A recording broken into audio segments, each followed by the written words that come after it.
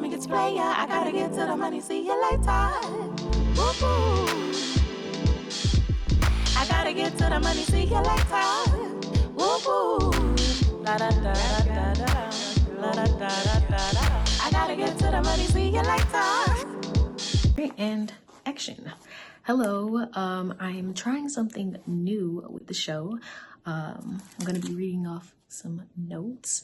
So I noticed so many points that, I forgot to make or wish I made. And because I really do care about what I'm putting out, I decided to add this segment to the show where I allow myself to add or further explain. Live interviews can be really exciting and sometimes intimidating, and there's a lot going on. There's a lot that goes into it. And so I'm not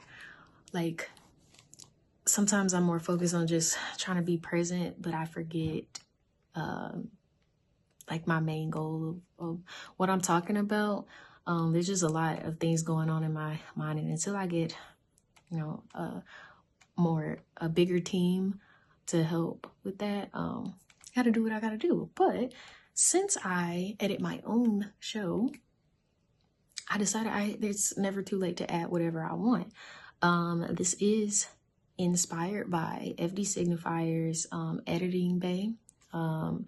He does this, he has these scenes where he adds additional points to his video essays, anything that he, forgot to mention or wanted to just add on. So, but to stay on brand with Off the Clock on the Craft, I'm going to be calling this On a Tangent. I hope you all like these additional takes. It is time consuming, but worth it. And I just didn't feel comfortable releasing this next episode without adding this in. So here we are. I'm your host, Jinx the Machine, and welcome to Off the Clock on the Craft, where we discuss the reality of being a professional creative and having a regular 9-to-5. Today's guest is Chelsea from the Open Sea. Thank you. Hi. Thanks for coming. Thanks for having me. So today's conversation is about something that doesn't get enough attention, and that's balancing love and passion. And I feel like you are a person who can definitely talk more about that. Sure. Sure. From what I see, especially on social media, you're very community oriented, and that's something that I really think is important. And from what every time I've seen you in person, it's something very loving and community based. So I thought you would be perfect for this topic. Awesome. Thank you for having me. First and foremost, I love this whole idea and this concept. Thanks. To me, it's really important to note that we are creators always, but something has to sustain us, and something has to sustain us, right? So it's a very important topic, and the fact that you brought me on to talk about love, and we're just moving from Lover's Day into this Pisces season. I'm a Pisces, so very much so romance. You are. Yes, romanticize my life. I'm super invested in that. So yeah, I appreciate it. Before we get into everything, what's your 9-to-5? No, just kidding. I am fortunate to do something that is still in the realm of my world of creation, and I'm first and foremost an intuitive storyteller. Just that is what I feel like my 9 to 9 is, But my 9-to-5, I'm an associate editor for a number of publications now. At first it was one, and now it's many because jobs make changes and they make changes. So yes. That's what I do. It's early on in my career, I pursued media full on. I love journalism. I love asking questions. So usually I'm on the other side of this. So lately I've been on this side, and it's been very nice to share my story because I focus majority, 10 plus years telling other people's stories. So that's my 9-to-5. And, really I try to make that 9 to 12. I don't really be giving them folks. Look, I don't even care if they see it at this point. I'm leaving here with something. Yes, shout out to Denzel. I'm leaving here with something. You know what I mean? I'm from around the way. I'm leaving with something. I really don't invest so much time into my supporting job, which is what I call it, because I believe that God has me here to do the work of healing not only myself but our communities through the art of storytelling. And so if I'm assigned stories in my day-to-day in my supporting job, I don't know that it's always as fulfilling as I would like it to be. So I just try to minimize the amount of energy and time that I invest in that so that I can maximize my time and energy into the things that are going to like sustain us. Absolutely. Literally, when I was at the sanctuary for one of the events, I think it was the Lovers event. Sundays are for lovers. Yes. Yeah, we back at it again Yes. too tomorrow. Yeah. So at that event, I pulled a card and it said, and this was such a coincidence because all the cards were different, but mine was like, with love, anything is possible. And I was like, I'm gonna hear this shit right now. I'm not gonna lie. Like, I was just not in that place. Space, yeah. But for whatever reason, because I value everybody that I met there in the space that you all created, I put it in my mirror at home, Love that. like in my bathroom. So every time I go to brush my teeth, I look at it, and literally, I want to say yesterday, I looked at it again, and I'm like, no, for real. Like, that's part of me at my core. Like, love it will conquer all. And then, like, seeing Bad Bunny. Yes, yes. like, He's a Pisces stellium. He has 3 placements. So all of this makes sense. Really? I don't know how astrological you are and what you know about the cosmos. Yeah. So there's something and don't get me to lie, I'm not a professional on this, but I just know something like left on February 13th out of Pisces and moved into Aries. And so the past 14 years, since I was 18 years old, I'm dating myself, I don't care, because walking into it, you know, thriving in our 30s, but over 14 years, I have been dealing with this placement. And so like Pisces is in the planet of Neptune, I believe. And so it's very like murky, cloudy, dreamy, and like not really that grounded or realistic, right? That sound like me. Okay, very much so. But now that it's out, I feel this like not just the levity, but some sort of grounding into where we're supposed to be. And so when you're saying things like, you know, Sanctuary provided you with that reminder with the Sundays Are for Lovers experience, or you know, even the way that I may appear to other people, that brings me so much joy because I have been struggling. I've just been a bit, I don't want to call it struggling, but I've definitely been experiencing challenges the past, I would say since like 2022 to 2025, the top of 2026. Same. Yeah, with this energy. Yeah. It's just like a lot of like, am I doing what I'm supposed to do? Is this the right path? Is this, you know, questioning the things that God already shared with me that I'm supposed to be doing, and also presenting me with opportunities to do it. So it's an interesting, I don't know how I got there, but I wanted to name that happened because now I feel like, I was joking with some of my friends, one of which is Mashaya, who's also a fellow Pisces. She handles a lot of like our, and we'll get into what Sanctuary is, but she handles a lot of our like video and like photos and what you see on social media. She's super talented. And she's a Pisces, and I was joking with her, like February 13th, we just about to take off like a rocket into the sky or something. And just like go even with more strength. Oh, and you mentioned Bad Bunny. Bad Bunny has 3 placements in Pisces that are very significant. And so when people talk about all of the things he did with the Super Bowl, it's with reason. Like he just naturally wants to be a conduit to like uplifting and advancing his community. Like why wouldn't we all want to do that? But you know, I don't understand how people can have so much hate and just operating hate.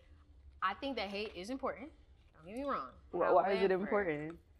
Because I'm a Libra. Yes, I am a Libra and all, you know, that's cool, but that's like barely even surface level. Like it's such a huge cop out. It's something I just say, like, I'm so used to saying it so quickly because people, when they find out I'm a Libra, they're like, oh, okay, you see both sides. It's just a quick thing, but I just feel like it just doesn't give enough of what I really mean.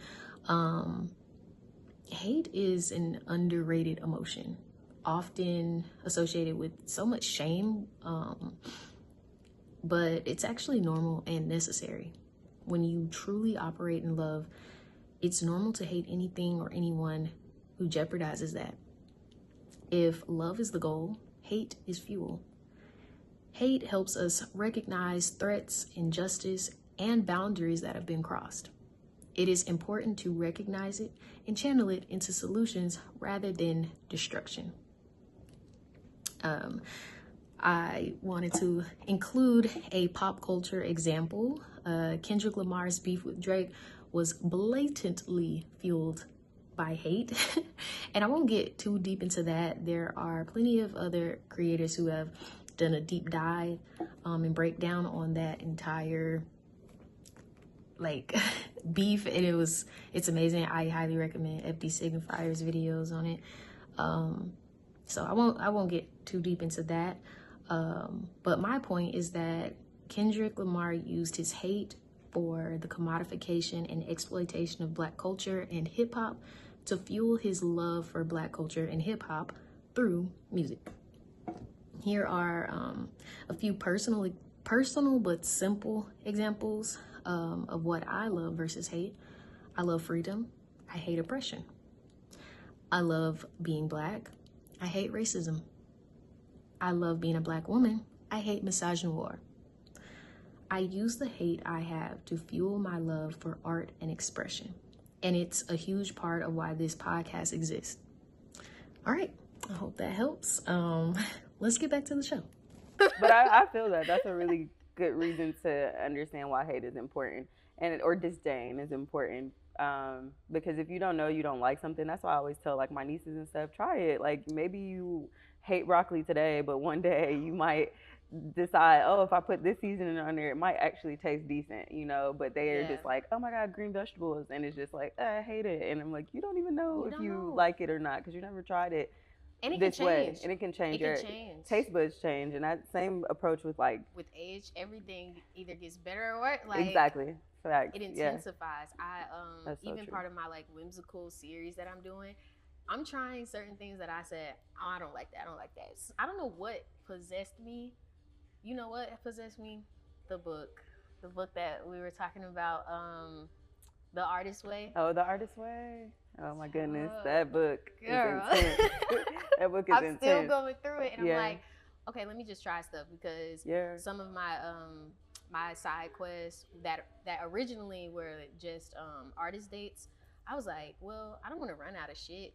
Let's just try something that I never tried, or try something I didn't think I would like. And I've actually been enjoying it. Really? I'm learning that I'm a whole nother person. I'm like, who is this? Or at least I'm getting back to like my childhood self before I was completely influenced, and I like a lot more things that I did not like or think I didn't. Yeah, when you're young, you're open, you're fearless, I'm always inspired by my childhood self. My childhood self talked a lot less. She was super observant, quite shy. Really? Yeah. Same. She was. Yeah. People don't believe that. No, either. people never believe it. Like they're like, you? I'm like, yes. Yeah. Like people like talking to me, but I didn't like talking to them. To be honest, I just wanted to listen. I was curious. I wanted to write it down later and maybe talk about it later. Or if I was really like my family members and stuff, I was very comfortable with you, then I would talk, obviously. But with people, random strangers, I'm like, I don't know you, stranger danger, literally. It was the opposite for me. It was easy for me to talk to strangers. I like to talk, but my family didn't like to talk as much as I did, because I don't know, my brain was just always like, let me ask this question. Let's explore very this. curious. And especially probably because my parents were young, they're like, I don't have time to like go through a million questions from a kid. We always got a million questions as kids. So when I was in school, that was a perfect time. But I did connect more with the adults because they didn't really have a choice. They were my teachers. Like, if I got a question, they kind of got an answer. You got to answer. Yeah, give me something, or you point me to a book or something. My mom had these. I always tell people this like row of like these red encyclopedias. I did too. I always am like, I know you're a scholar if your parents or somebody had this encyclopedia. They had the whole collection. Yep. So if she didn't know something, which oftentimes I would ask questions she probably wouldn't have the answers to, and we didn't really have Google or anything like that early on. Yeah. So we maybe had like Ask Jeeves or something. That's really throwback. Yeah. But we didn't have that like when I was very young. So she just point me to the encyclopedia. You know what letter it starts with? Go get that encyclopedia and figure it out yourself. Yeah. So I just learned to be very curious and explore very early on for myself, and also like observing, which I think I know I have pulled into what I do now, or like being able to understand people enough to bring them together for curated experiences, or lead in community and experiences at a space, or act or perform. Like it's like it informs all of my experiences and interactions with people, inform that work. I like that you're on the other side of this, because when I met you, you were on this I side. was. Yeah, I cannot believe I had to put two and two together when we worked together recently on playlists because I'm like, I know Look her. familiar, but I I don't don't know where. And that's also crazy how we ran into each other again after that's been Years ago. like almost probably like 10 years ago. I was at this point. even more shy. Yeah, then. you were super quiet. I was quiet. I was like, because I don't know what I'm doing. But you did know stuff. Like you would make a suggestion here or there, or like do something to just like uplift. We were on this was a late night show that I was producing off of passion, pure passion and love for storytelling and wanting to uplift artists and just have fun and like create games around something that I didn't see anybody that looked like me doing that. Yeah. So that was just really passion. So the fact that you and a number of other people, shout out to Kayla, who even introduced us. Yeah. Yes, my girl. And a number of myriad of other people who are still in my life and still continue to support. Were there just off the love and trying to learn. And I'm just like, thank you. But seriously, like to this day, thank you. That was a super easy decision to make. I'm like, yeah, I was hungry. I'm like, I don't know enough people. And Kayla's dad actually introduced me to Kayla. Yeah, shout out to I think him. I met Kayla and you that same day. Oh, wow. I think so. I didn't know anybody. Oh, like, wow. for real, it was just, I was nervous. I always am scared to try something different, but I will still do it. And that's something at my core is being brave. I have to. You have to. I'm always scared. Yeah, do it scared. But I'll do it scared. Y'all all seem super confident. And I love that because we didn't know what we were doing. Like, looking back, I'm like, oh my gosh, like no one ever knows what the fuck they're no, doing. ever. Just trying shit, but have the audacity to try. And so I really appreciate that because I definitely like, especially then looked at you as like a role model. Like I didn't know. Thanks. Everybody that I saw who looked similar to me doing exactly what I wanted to be doing, I'm like, hell yeah. So appreciate you. That's all I wanted to say. It's likewise. Like, I super I'm happy appreciate we ran back into each other on another film set. Literally. Years later, still doing it. You already know. Literally. It's hard. So it's speaking of, what's been consuming your mind creatively lately? What are you building right now? I'm just getting back into the flow of writing. Like, I am a writer at my core. I am an intuitive storyteller, and I lead from my intuition and what my spirit tells me is important. And right now, I feel like what's important is just seeing us being Black and brown folks be, and not writing a story about Black and brown people being Black and brown. You know what I mean? I just want to see us exist, like without the pressure. Like, for example, me being queer, I don't want another coming out story. Sorry, I don't care. I just want us to like exist and just so happen to be whatever the fuck we are. Just so happen to be Black, just so happen to be brown, just so happen to be queer. Because nobody has to. I was talking to my niece. My niece is actually at my my alma mater, Howard University, right now for her freshman year, and she's had great success in film already as an actress and a filmmaker, but now she's pursuing film, and so it's just like this 10 years later, this like whirlwind that I'm experiencing with her pursuing this degree, but she finally is like super passionate about a project she's working on right now. So she reached out to me, and similar to what you just said to me, like she's inspired by my journey and like that I have a number of existing projects, but to me, I feel like I don't have, like, they're not finished, you know, like they're just like these ideas, and ideas are nothing, and then you see a movie come out and you're like, that was my idea. But like, no, once you put it out in the universe and you don't act on it, somebody else will pick that up. Oh yeah, I've seen that happens all the time. So I'm like, why would I keep doing this to myself? So her being inspired by me inspired me to like actually activate and do the things that I said because I'm an active person. Like, I'm not a person that is like gonna sit by and like was looking through your stuff. I'm like, this shit is endless. I'm over here just doing research. I'm like, I wouldn't even be able to fit enough time in this show to talk about all the stuff she's done. I realize that when I do have these conversations though, because I'm like, oh yeah, I did do that. Sometimes or like, you gotta review like, oh, I really am that girl. Yeah, like, facts. I really done that, and that. Absolutely, because even with the late night show that we were talking about before, like I was showing someone that was editing some newer content for me and my production company, Dirty Chai. And she was like, so what is this late night show you've mentioned before? And I was like, I'm kind of embarrassed by it. Like, it's so silly. Like, I can't like show you this. And then she was like, no, I really want to see it. Like, I'm curious. And we watch it together, and I'm like cringing. And she's like, this is really good. Like, you should unhide this from your YouTube. And I was just like, are you sure? She's like, yes. Yeah. And those people that I talk to are like, again, 5 to 10 years later doing really, really well. And like, people are going to go and search them and look up things the way that you're looking up my past works and be like, wow, look at the journey and like how far you've come, where your content has grown, where your company has gone from. But I'll go back to my niece because similar, she's queer and she has this desire to tell stories that are just of joy and of love, and it doesn't have to be like, we don't have to name that the person went to Howard University, like we see that they're Black. You don't, I mean, you don't have, they don't have to, and great to put your school on or whatever, but like I'm using that as an example. We know that we can just we could just tell that, you know, you don't have to necessarily, or show that we don't have to tell it all the time. And I think that's like a big lesson for a writer in general and a filmmaker in general. You don't have to say everything. Like, some things are in the moments of silence. And that's what be louder. That body language of a film, that's something we would learn in film school, is like, it's not just what you say blatantly. Sometimes that can just be super cheap. Absolutely. We don't want that. We don't, and it's your like, audience is smarter than that. I'm not even gonna call nobody out, but we see it enough. Like, we see these stories enough. And it's frustrating really because as I'm talking to my niece about it and kind of like reviewing, she was like, well, I was telling her about this movie that I wrote with someone that I'm no longer cool with, like that. So that's even another thing, creative blockages, which I'm sure you're experiencing. Reading The Artist's Way, they talk about this a lot, is like identifying what your creative blockage was. And one of mine was the trust that was broken and the betrayal that I've experienced in this process. And so one of those was this film that I worked on for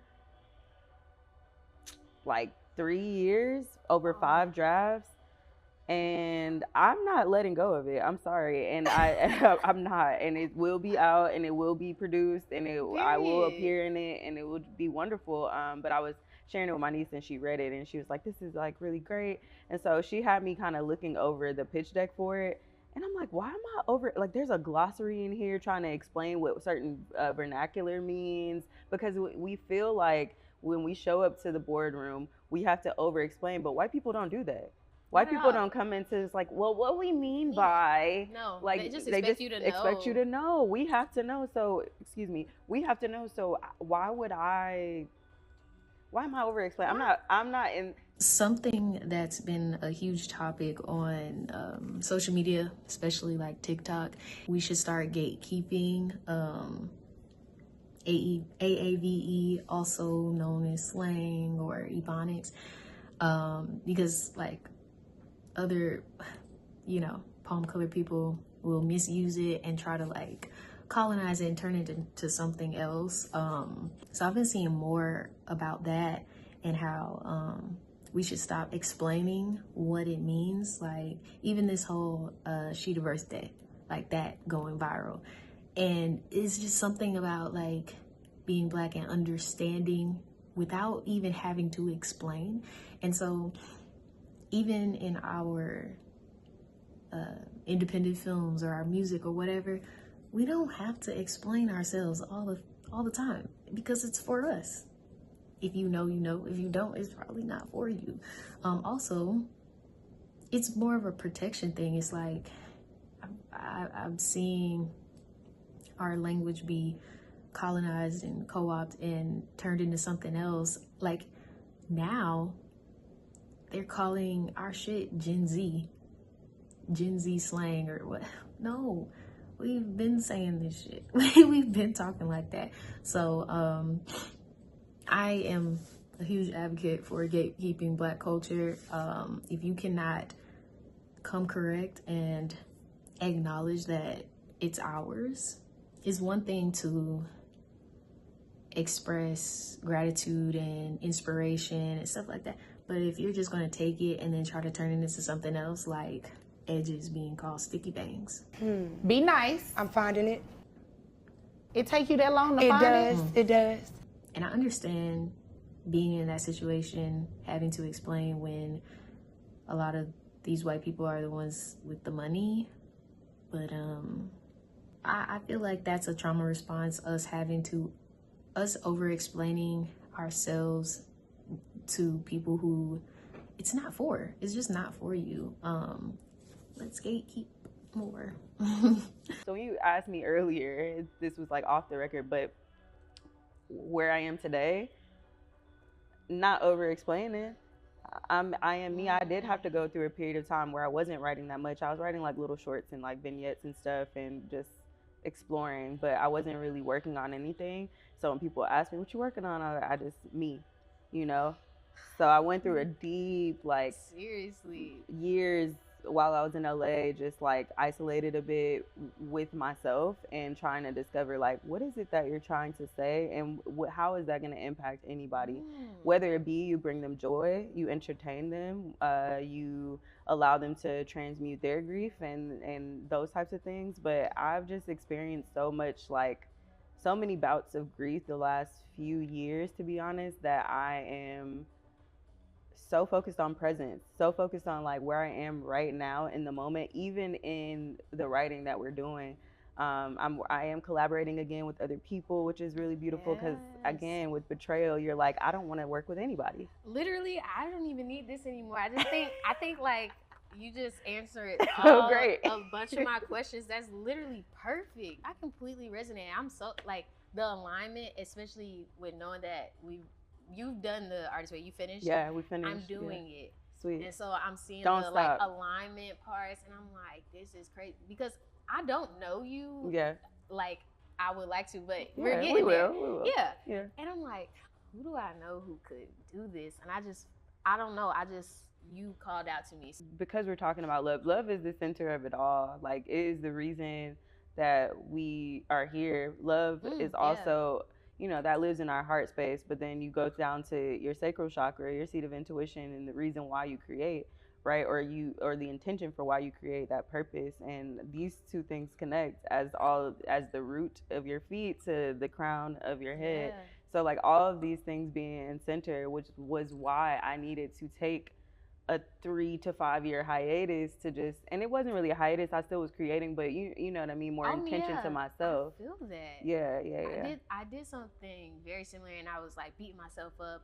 It was more of a stability thing. I was like, I can't really operate in this amount of chaos. I can't be as creative when I'm wondering where I'm going to lay my head. What am I eating? What am I doing? That, you know, something secure. And that's also part of why I brought this podcast to life, is because sometimes you have to focus on your survival, get out of that, or at least enough to where you can create. Yeah.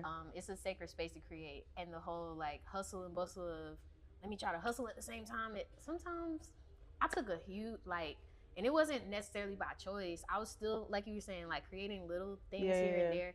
But now I'm like getting back into it. So even when I met you again, that was me just, I don't know exactly what I want to do and where I am. I know what I want to do. I don't know how to get there. So let me just be around other creative people. So I got a call like, hey, we need a script supervisor. Can you? Sure. Hell yeah.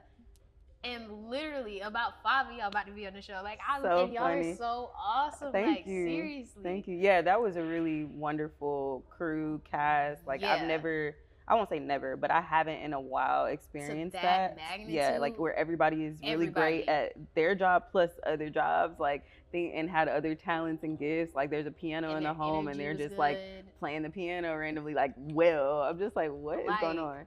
Yeah, that was beautiful. I thought they were playing like a soundtrack or something. I thought they were playing No, literally. I'm like, oh, you're really playing. Literally, yeah. It was that was a really beautiful, and what we created from that was beautiful. And I think like when you're nourished in a way, Robert Townsend, who's one of my favorite directors and writers, like I just love him because Baps is one of my favorite movies amongst the many other wonderful projects that he's created. But he said recently, you know, he ate, slept, breathed, you know, the world of filmmaking. Even when he was working like odd jobs and doing other things, he did have that like sort of hustle mentality. So I don't take that for granted, and I do think that I know that's why he advanced in the way that he did, because he was so committed to his dream and his visions.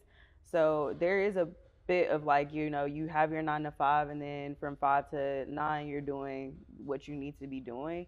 But I also know that there's this, what you create from that sort of hustle mentality is not always going to be your best work, because you need rest. And especially and he's a man, so I know that when I speak to women, it's a different conversation. Yeah. We require and need rest. Like, we need the rest. We need clarity. We need space and room to be able to say, and for, if you're looking to make impactful things, if you're just looking to like get your reps in, that's different. But if you're looking to create with intention, you need rest. And so I gravitated towards meditation. I'm a primordial sound meditation. I won't call myself an expert, but I'm a student and a teacher. And that was one thing of just me being in the right place at the right time. That offering was offered to me just at being in a co-creation space in LA. And I was able to train for free under Chopra, and it unlocked, I was already meditating and like already really focused, but adding the sound part of it has unlocked something completely different for me. And it's informing a lot of what I'm creating now. And just like why, you know, my production company's whole mission is Dirty Chai, DURTY Chai, and the origin of the company is based on like where I'm from, which is the South, the dirty South. And also, my dad is from the southernmost tip of India. And so there's like, chai is a very comforting and warm thing. And I just knew that what I wanted from, not warm thing, but a warm drink. And I knew that I wanted to create with intention, with the intention of healing through creative storytelling. And you have to be careful what you ask for, because as soon as I started creating, like, a lot of healing was happening on sets. Like, the people I was working with, there were things that were just coming out, and I'm just like, whoa, whoa, whoa, whoa, I didn't ask for all this. I'm trying to make this film. But when you ask for certain things, and you want that sort of intention, it's a breeding ground for that. And so now the focus is even more intentional on like our consumption, being conscious, and like really healing from the inside out. So food is a really big thing for me. And this brings, you were doing something with that too. Yeah, I want. So the bigger vision is that Dirty Chai sits on 333 acres of land. Okay, yes, it's also in connection with Sanctuary and all that we're building there. And Sanctuary is a retreat style clubhouse and community that we are building here in our first location in Stone Mountain, Georgia. So that's where Jinx has visited. That's where a couple other creators that you might see on this podcast are a part of the community as well. And we're just focused on being our own medicine, like really acknowledging that, like saying what you might need is not maybe what I need, but like this is a space for us to connect and talk about what works for you, and like maybe I can explore that practice too. And so we do a lot of meditating, we do a lot of breathing, but we also have a lot of laughter, a lot of fun, a lot of great food, very comforting, but also intentional teas being brewed there, and just like a wealth of knowledge. There's books all around the space. Great dialogue. Great dialogue. If you love the yap, my God, you'll yap all night. I'm like, oh my God. Real yappers. Real yappers and real yearners, okay? Yearners too. Yes. Oh my goodness. Yes. Lots of loving and intentional space there. And so Dirty Chai will fall under like what we're building is like communal trust. And so Dirty Chai will be a part of that ecosystem. And I want to heal from the inside out. So I'm really looking for filmmakers who have like their independent films, or even filmmakers who are working on big budget projects, to test out this theory that what if you tried fresh farm to table food to feed instead of crafty, to feed your employees and the people that are working. And what happens with that film, because like I felt like I was truly nourished and cared for with playlists, which is why I performed very well. Like Taryn, which was the director and writer, as well as the producing team, they made sure like I had certain eating restrictions, and they made sure that I got something quality, not something that just was like, oh well, you can just do this without the meat. Like I really don't appreciate that. And so, but that's my norm when I'm working 12 to 14 hour days. It's not really many options for me. So I was just thinking about what is that change if we were to consciously consume not just what we watch and what we listen to, but what we eat? So once we're nourished and nurtured, what we create from that space is going to be 10 times better. And Playlist is a phenomenal film, not just because of how it was consumed through my meals, but just like how it was nurtured around me. Like there was care for my hair, there was care for, you know, did I need anything? I just felt like everybody was there caring for each other too, not just the actors.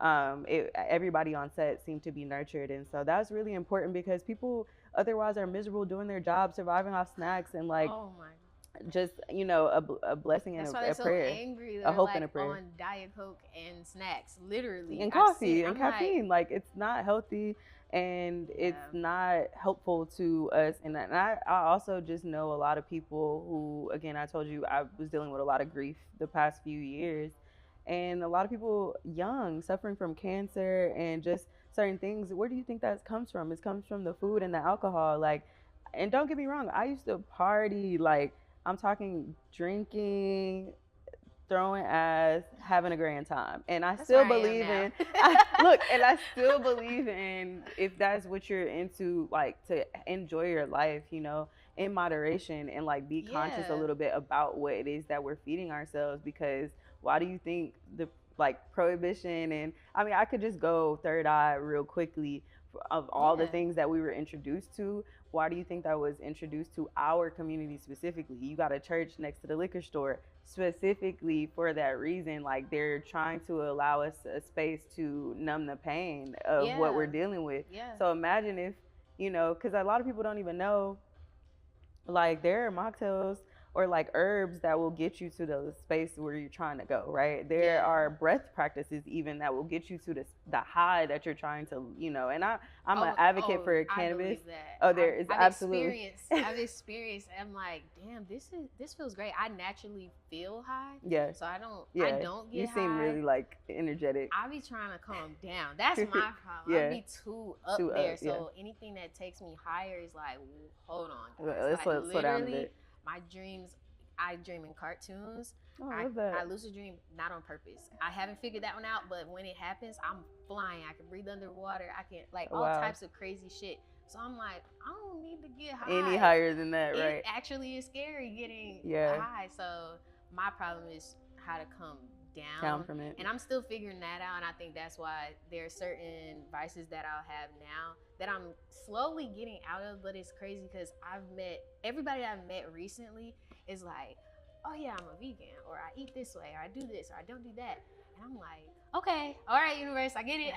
I'm coming down. I'm a transition. And I honestly don't even think that it is a matter of like being strictly plant-based or whatever. It's just more so being conscious of what it is that, where you get your food, how you're. So that is the mission with Dirty Chai, is like we will have fresh farm to table food. If you like beef, we will have beef. It just will be kosher. You know what I mean? Like it would just be like sustainable to our environment, because otherwise we're gonna be eating 3D meats after a while, and I'm not into that. Like I would rather not, or vegetables that have a bunch of pesticides on it, and they're things that literally God has provided to this land for it to do what it needs to do without all of the extra. But it's because we are looking for things in demand, and other countries don't operate like that. And so I'm just moving from like more of again to that hustle culture, from that hustle culture to an easeful rising, an easeful day. Like I don't have to rush to do the things. That story will get written. Slow down. That story will get written. That film will be produced when it's supposed to, but I'm not gonna rush, or I'll get booked when I need to. I'm not gonna rush to try to figure it out just for the sake. I'm well cared for, well taken care of. And I believe that, so I know that I'll receive that. And you can tell when things are a lot more intentional. If there's nothing else, I have to be genuine, I have to be intentional. And as we're seeing now with like cancel culture, or like even the documentary that just came out about America's Next Top Model. Oh my goodness. And it's like, at the end of the day, a lot of us did consume that, and we didn't think anything of it. We didn't. And now it's so easy to be like, oh, to point that's it out, problematic, that's wrong. that's wrong. But that's not where we were. And so I will say, I'm not gonna lie, I appreciate where I appreciate the art form that it was, Yeah. the pieces that we were able to experience, and that we can go back and like, okay, let's review this, let's make some changes. Yeah. However, it does show me that even though there's so much pressure to be an influencer and to microwave every piece of content, it's like there's still room for us who are like, I'm gonna sit back and I'm gonna make this intentionally, whether it takes 10 years, Right. whether it takes 10 minutes. But I'm not gonna just produce something just because of the wow factor now, because there are consequences to that, and we're seeing it in real time. Like, and people forget from that 20, type of stuff. 20 years ago, and it's Yeah, people forget that type of stuff. Like, I mean, Squid Games. What's the chess one that was on Netflix? Like, a lot of these stories took 10 plus years and multiple pitches and multiple no's for them to get the one yes, and then it becomes wildly successful for the network. Also, the way of filmmaking and the way of streaming and all these things are changing rapidly. AI, all these conversations is just like convoluted, and it's just a distraction to the point and the mission of like what it is you're supposed to be doing. So just stay focused. If I could tell anybody anything, stay focused on your mission, your unique purpose, your divine appointment in this world, and do that, and do it well, and master that, and you know, put it out if you feel compelled. If not, you're doing it for yourself and for the reason why you're here. When the Renaissance was happening, when all of the, like, our blues jazz singers of the like 20s were like really going crazy, I'm talking about, like, I'm super inspired by that era, and I feel like that's kind of the era that we are entering now. Or have entered in the 2020s. They were doing it for the love. They were doing it for the sole purpose of creating, healing, and because they knew that's what they were supposed to be doing. Create for art's sake. For like, art's you sake. just have to. And at my core, and I think at True Creative's core, it's like, I just have to do this. This is who we are. We don't really have a choice, and I wouldn't want it any other way. I've tried to do the whole, let me just do the straight and narrow. Let me just do the 9 to 5, and that's it. Because we could have easily kept doing that. Nothing. Yeah. But something keeps calling you to do the thing. Because and if something keeps waking you up, and not just because you're waking up, but like something is literally waking you up when I know that there's an answer that or a call that I'm supposed to answer, it's when I'm waking up at 3 and 4 o'clock in the morning. I know you've experienced that. Like, as someone who dreams, has experienced lucid dreaming and stuff. When you get that call, you need to answer the phone and be like, God, what you need me? What's going on? Because I thought I was doing what you, clearly not listening or observing something. So let me listen. And that's important, because that is going to shift something else. And oftentimes, like, or having I've been answering the call a lot. Like, if someone's on my heart, or the fact that you were like, you feel like, I don't really know you that well, but you feel like you fit this episode. That is really your spirit telling you, like, you need to tell them something, or share, they need to tell you something. And like, these conversations wouldn't happen if we didn't answer the call. So that's another part of it. I was like super nervous. I'm like, is Chelsea gonna say yes? Of course. Yeah, I love stuff like this. I love sharing stories, and you know, and I'm grateful for the opportunity to be able to tell my story. I like that you're on the other side, because I don't like how some people they focus on the person who's always in front of the camera, and I'm like, Chelsea has experience on both sides, and that's really my target. I'm like, these people have the best things to say. In my opinion. It's a lot more wisdom. Thorough. It's not so one-sided. And then me being my Libra self, I just feel like everybody behind the camera also deserves to be in front of it. I agree. Especially being a storyteller. I'm like, what? And it's always the ones who, like, every time people are like, why are you behind the camera? You need to be in front. Always. They want to see you. So I'm happy that you're here, and I love that you're able. Y'all hear how articulate she is? Like, she just I didn't even have to ask half of my questions. She literally answered damn near everything. I'm like, and she keeps bringing it back to the point. She knows her job. Like, she knows her stuff. I love that. Yeah, I love that. So, as a person who is also a content creator, how do you choose, because I think you do a really good job of this, and I'm very curious, how do you prioritize or choose how much of your personal life you actually post while still being personable and relatable? How are you what are some things that you're like, oh yeah, I'm not posting that. That's a boundary for myself. Or I can share this. I don't often talk about like my personal relationship, like my partner. People know who my partner is. I have no problem like sharing, but I don't think that, you know, everybody's not praying for you and uplifting you and wishing the best for you, you know. So I wouldn't really speak on those like things that I'm really like nurturing.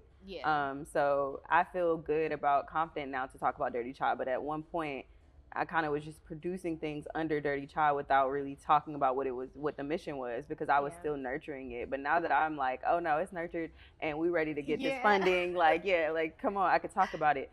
And I don't really aspire to like be married or anything, so I don't know if there will ever be a moment where I like share who my partner, like more about our life, even though I think people would enjoy it. But even like when it comes to when I have children, like I don't think that I should be sharing other people's stuff. So whatever is specific to me, I feel comfortable and confident to share that. And also, again, I'm an intuitive storyteller, so I intuit what should be shared. So I'm like more of a conduit or a channel to what I share. And sometimes like I'll just like riff, like I'll have something that an experience that came up in my life, and I'm like, or something that maybe happened with a friend or another relationship, and I'm just like, this bothered me, or it made me think about this, it provoked a thought, and then I'll just record on my phone, and then I'll look back at it. It might be on my phone for years and I never share it, or I might be going through another experience that brought me back to that moment, and then I'll share it, and I'll make it into a story that's worth telling. Because I know that the people that I talk to day to day and the people that reach out to me need that encouragement. So usually it's a more of like a motivational, inspirational, where I feel prompted to share. The other things are just like lifestyle things. Like I was a part of this program called One Creator Lab. Oh yeah, I remember you talking about this. Please share. I was part of this lab, and it was actually focused on advertising. So a bunch of like people in the advertising industry came together and were like, they wanted to nurture creators and short form content for advertisement, because now people don't watch TV, so they're not like looking for ads on TV that much. But they are putting them all throughout Instagram, all throughout TikTok, and like between your YouTube videos and stuff. So they wanted to really nurture creators for short form content for advertising. And so I don't know, a friend of mine told me about it, and I was like, all right, I'll apply. Like, and you just post a video and tell them, you know, about yourself, and then they picked me, and I was like, okay. But it was a pretty strenuous program. It was about 16 weeks, and we met twice a week. Yeah, we met twice a week, and we got briefs every other week that we worked on with a partner in our group. And I met a lot of really awesome creators here in Atlanta. We were the first like Atlanta-based group. It was still done online, but I like that we were all here in Atlanta, because now I have like a wealth of people. And actually one of the creators in my group, her name's Amira. She actually already worked in advertising. She's really dope. Her content is like a lot about focused on like roller skating, fitness, inspiration. She shares a lot of content. Is this the one that you did the Yes, I shot with her. I was like her creative director for a moment, where she was doing something with Fabletics. Is that what you're talking about? Yeah. So just now we're in a creator group. She started. It was just like 5 really amazing, mostly black and brown women, and all really talented and just in different parts of their journey of creation. And some of us wanting brand partnerships, some of us wanting to just be consistent, some of us wanting to change up our style of storytelling and have some sort of shared accountability. So I'm enjoying this creator group. We're actually like coming towards the end of our 3-month lab, I guess. But One Creator Lab really shifted a lot, because at the same time I was reading The Artist's Way. So it just gave me like a new perspective on like, what is it that I'm sharing and why? It goes back to that question, who am I? Why am I doing this? Like, what is it that I want from this? And for me, it's like, I want to just create a sustainable life by being myself. Like, I just want to sustain myself by being me. Literally, I'm worth it. Like, yeah, and I see it very often, you know. And I don't want to be that person. Like everywhere I go, I gotta pull out the tripod. So again, that's why I'm being very strategic about what it is that I'm creating and why. Even though my tripods up, like Mike looked over, But like, this is so appropriate. I went to like a birthday party, and very cool close friend, and they're big on like, I gotta get content, but I was not having the best time because I'm like, I have to also put on a show because I'm like, I don't want to be in it looking like I'm getting tagged in things, and I'm not gonna repost this if I look crazy, Absolutely so I have not. to put on a show. I can't be Just my enjoy. 100% authentic self and enjoy. Not that I'm not authentic on camera, but it's like I know what I'm trying to do here. It's still a performance. Exactly, it's still a performance. But to your question about like what I decide, how I decide what to share, essentially, it's like you got to be okay with the criticism. And I've done a lot of different. I mean, you met me doing the late night show, but before or after that, during that process, I was also doing like a podcast with called I Do Music. I was also creating content. I had a blog called Sammy Approved. And I was just like interviewing people. I worked at a recording studio, so I would interview like really big names, and I was getting a lot of criticism on YouTube about my appearance, about just anything that they didn't like a question that I asked because they really love the artist. And so I started to learn early on in my early 20s, like, people are going to say what they want to say. So you got to, if you're going to put it out there, you got to be open to the feedback and the criticism, and whether that's positive or not, you have to be open and okay with that. And I'm not the type of person that's going to delete anything. Say what you want to say, stand 10 toes down, and I'm going to say what I'm going to say back. But I've had, again, to the point of like relationships and betrayal, like I've had a lot of people that I've worked with and that they would say certain things about me, like I'm not a girl's girl, which I'm extremely a girl's girl. But I had a situation with someone that I was partnering with on my website, and she had an experience which was not okay, the thing that happened to her.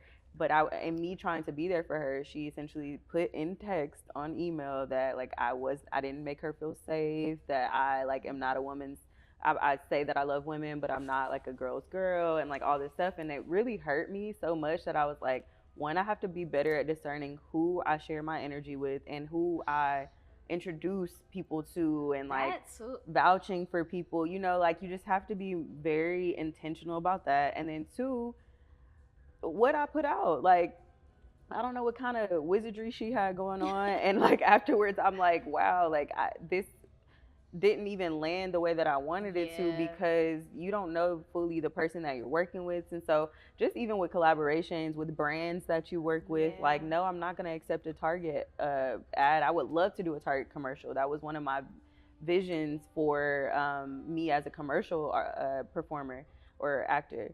But at this point, if there's no change, if y'all are not making any changes, I'm not just about to fold for a 10K, check. Like there's other brands standing on yourself. That's going back to that, like being genuine and the love and respect you have for yourself. And for the craft and what you're doing and the message you want to put out ultimately. And I don't think that, I have high hopes that we aren't artists who get our props after we're gone. Yeah, but if so, I'm willing to take that risk, because what I don't want is for when I am gone and it is not true to who I actually am. Because I don't get to dictate how it's received, whether it's now or later. But I would rather, I know that that's what I stood 10 toes on, regardless of what anybody else thinks. And that takes time, because you also have to get to know yourself. You have to really love yourself, the good, the bad, and the ugly. I love it. And that's not easy. And then and it does hurt, like the relationships that you do lose along the way, whether it's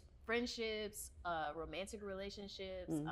I've definitely lost some friends, and even relationships. Now I have a boundary, like, I'm not willing to date someone that I'm working with at the moment. Like, that's just out of the question. I think because of how passionate I've been, people will take advantage of that.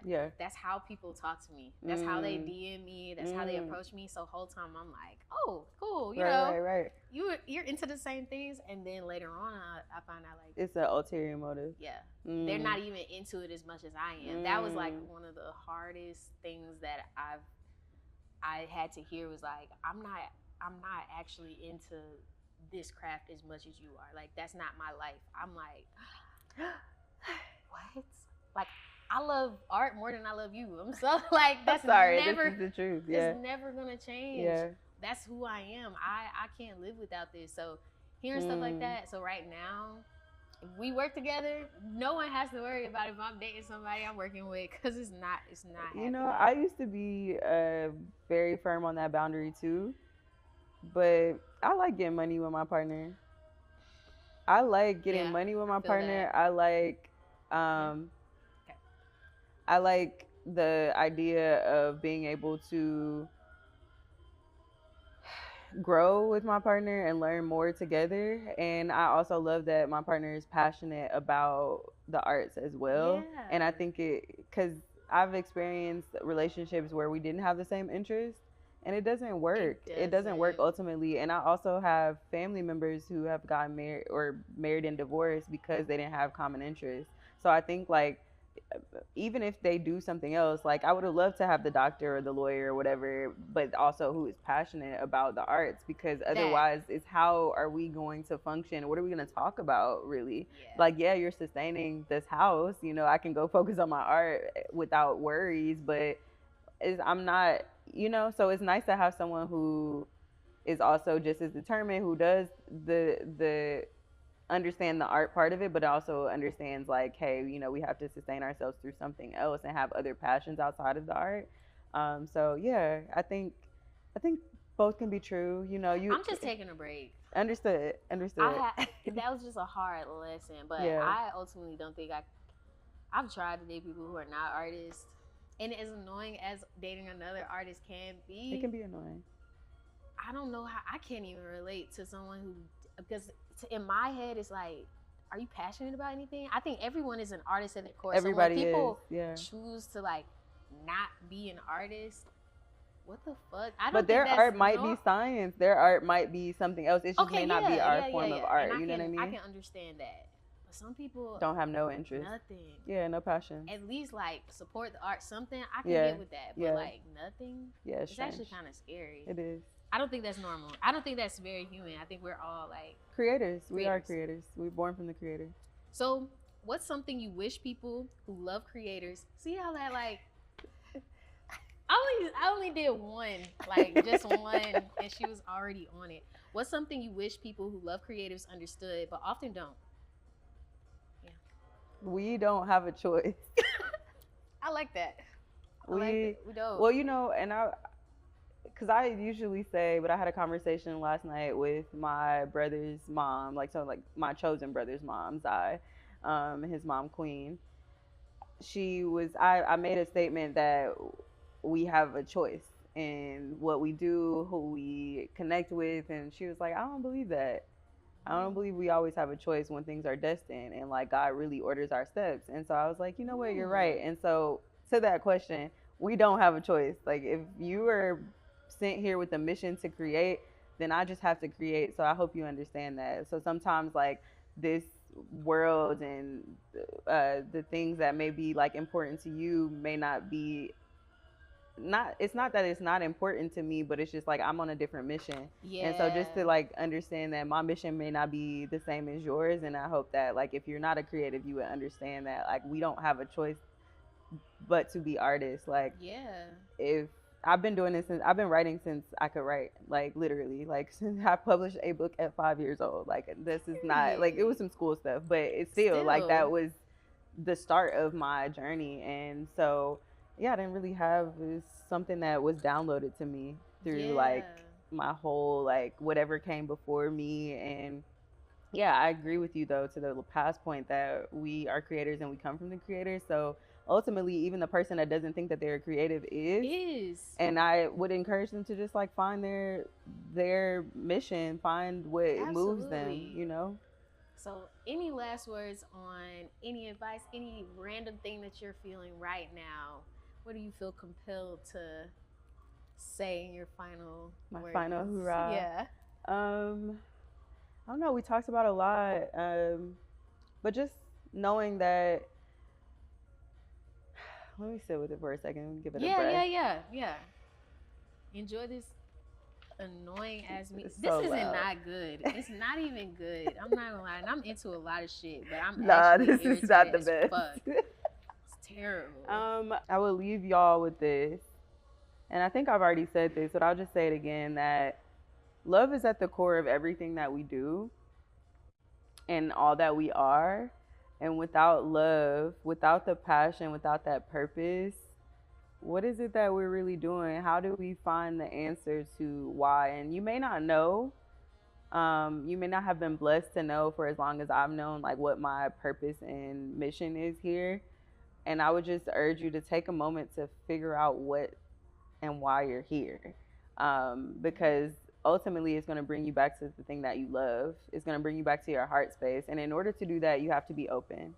And Chelsea from the Open Sea is going to encourage you to flow and be open to the possibilities, to the opportunities that may present itself in the quiet moments with yourself, in the silent retreat, or in the loud moments, in the chaos that might be happening in your mind. And that just starts with just some integration into self, and clean your space, declutter your mind, the files on your computer, the space, the photos in your phone. Like, let go of some of the things in the past and just bring yourself back to the present moment, so that you can really open up your heart space to see what is it that I love, and how is that affecting everything that I'm putting out into the world. That's why we here, y'all, to love each other, to love ourselves, to love each other, and to create. So that's what I would say. I just got a free therapy session. Thanks. No problem. This was awesome. I hope it resonates with y'all. Don't really care, because I needed that. No, seriously, I'm like, first of all, I'm not religious, and I'm figuring out where I stand spiritually. So It's so interesting to, whether you try to be something or not, whatever is for you is for you. Absolutely. And so even without trying, I don't pray, I don't do anything. I'm figuring out what works for me. It's like, as long as I am in alignment with myself, it's gonna come. As Absolutely. Long as I'm not out here doing nothing crazy, I'm leading with an open heart and leading with love. Absolutely. I will say that. I'm leading with love with everything that I do. I'm being genuine. And I receive everything that you just said. Like, I really needed that. Good. I'm like, and you're a goddess. Okay. Everything will come to you. Thank you. You don't have to go seek anything. We're women. Yeah. Sorry, men, but we don't go seeking. Yeah. Thank you so much for being on the show. Huge inspiration. I cannot wait to see what else is next, because you're like, you always have some stuff, and I'm so happy that we reconnected. Yes, huge, like, again, huge inspiration. Every time that I have seen you and I talk to you, I'm like, oh my gosh, I see part of myself, like, in the future, like a big sister. And I'm the oldest, so I always be wanting a big sister. So I'm like, I'd love to be your big sis. Absolutely. Yeah, and I get adopted. Today is my lucky day. I got a free therapy session, and I got adopted. Yeah, it's a great day for James. Even though it's like rainy. No, it's a beautiful sunny day here. You know what? You're right. What's your social media? Oh, Open Sea. I'm Chelsea from the Open Sea, and you can find me on all social media platforms at OPN5EA. Please follow my production company as well at Dirty Chai, DURTY.CHAI, Chai. That's on Instagram, and if you type it in other places, you'll find me there as well. Thank you so much. Thank you. I'll see y'all next time. Like, subscribe, all that good stuff. Peace. Thank you so much. Yes.